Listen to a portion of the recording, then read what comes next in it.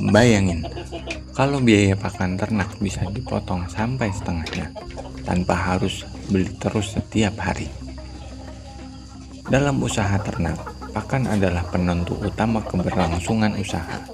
Bahkan hingga 60% biaya hanya habis untuk pakan.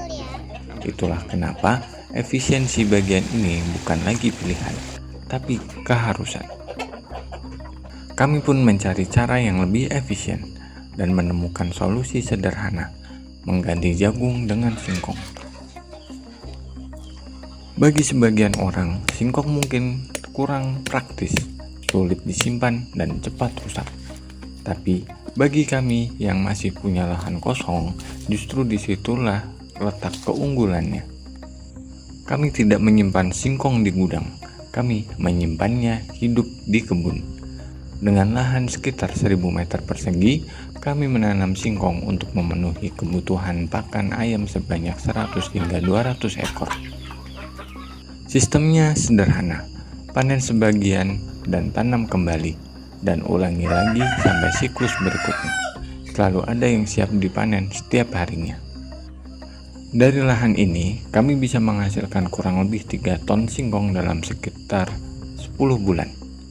Jenis singkong yang kami pilih pun bukan sembarangan, melainkan yang tahan di dalam tanah meski waktu panennya sedikit terlambat. Jadi lebih fleksibel dan tidak harus panen sekaligus. Untuk skala 100 ekor ayam, lahan sebesar ini sebenarnya sudah sangat mencukupi. Kami cukup panen sekitar 50 kg per minggu dengan kebutuhan harian singkong sekitar 5 kg per hari.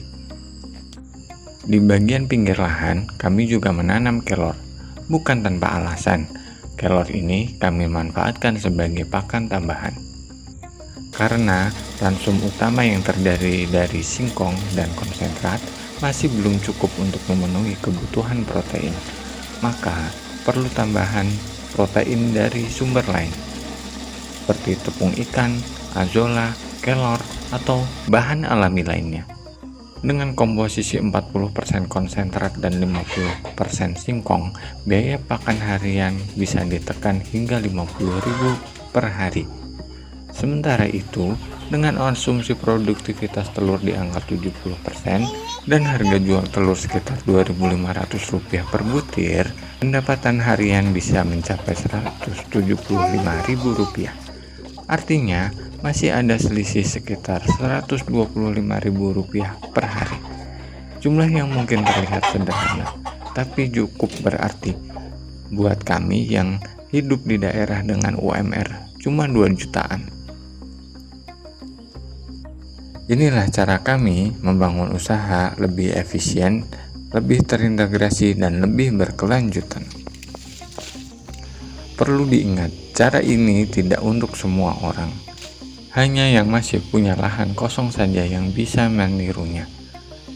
Bagi yang masih punya lahan kosong, silahkan dicoba.